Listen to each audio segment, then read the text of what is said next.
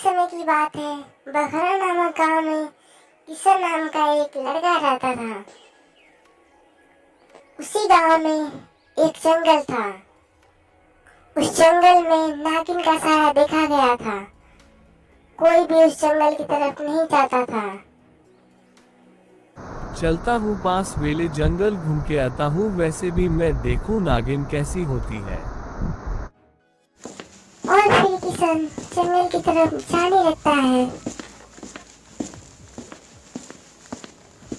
ओ लड़की, यहाँ पर क्या कर रही हो? इस जंगल में नागिन रहती है। कुछ नहीं, वैसे मैं भी नागिन देखने आई हूँ। चलो आओ हम दोनों साथ में नागिन को खोजें। और फिर वह दोनों साथ में नागिन को ढूंढने लगते हैं। मैं घर जा रहा हूँ, मैं कल वापस आऊंगा। ठीक है। कई दिनों तक वह दोनों साथ में ही जंगल में घूमते हैं और घूमते घूमते नागिन को किशन से प्यार हो गया था। एक दिन किशन पैसों से भरा थैला लेके उसी जंगल से बैंक की तरफ जा रहा था। ए लड़के, ये पैसों से भरा थैला हमें दे दे। आप लोग कौन हो? आप मेरे रास्ते में क्यों आए हो? थैला देता है या नहीं? नहीं, मुझे इन पैसों को बैंक में जमा करना है। और फिर इतनी सी बात पे गुंडों ने किशन को मार दिया। और फिर वह तीनों वो पैसों से भरा थैला लेकर वहां से चले जाते हैं। और फिर उड़ती उड़ती वहां पे एक चिड़िया आती है।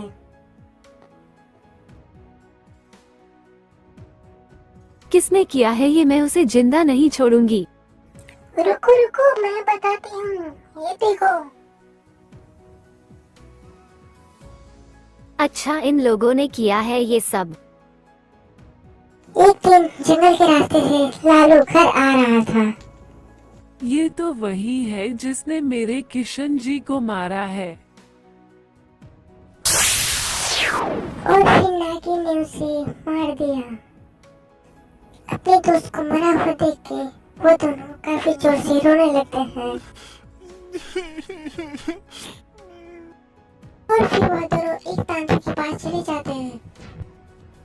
पापा, हमारे दोस्त लालू को किसी ने मार दिया है, हमारी मदद करो।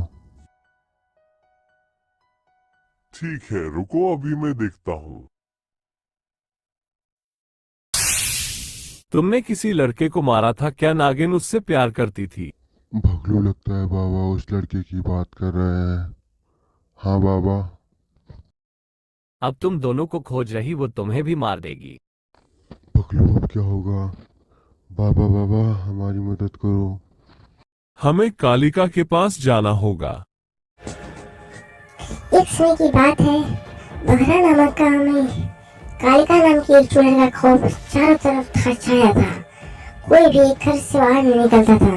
फिर एक पंडित जी ने पूजा करके उसको एक गुफा में बंद कर दिया था और वह उसी गुफा में रहती थी। और फिर यह तीनों उस गुफा की तरफ बढ़ने लगते हैं। कालिका, हमारी मदद करो। आओ कालिका, एक नागिन को मारना है। आओ कालिका। और फिर वह कालिका कालिका चिल्लाने लगता है। कालिका।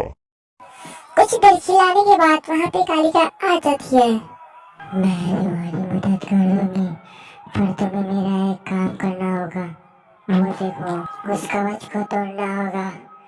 जाओ उस पंडित को मार दो जो गांव में रहता है। ठीक है कालिका। तभी मैं आजाद होंगी।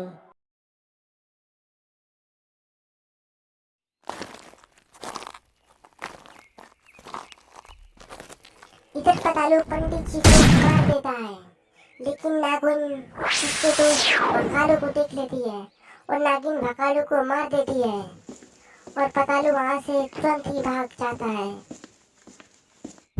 दिन में ही चारों तरफ आंधी तूफान आ गया। सभी लोग अपने घर में छिप गए थे, कोई बाहर नहीं दिख रहा था। नागिन भी डरी सहमी थी, ये क्या हो गया।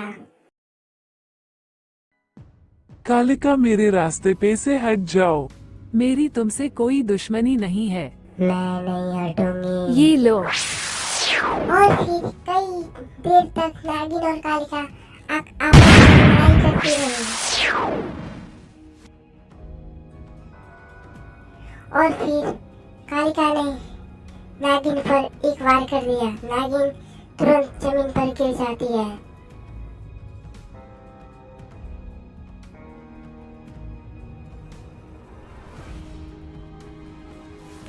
और फिर किशन की आत्मा नागिन के अंदर समा जाती है और वह एक ही वार में कालिका को मार देती है।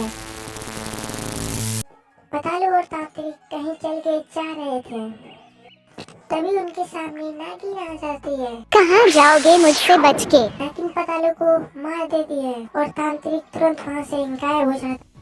और फिर उन तीनों को मारने के बाद नागिन की आत्मा उसके शरीर से निकल जाती है और फिर कुछ देर के बाद वहाँ पे किशन की आत्मा आ जाती है और वह दोनों साथ में स्वर्गलोक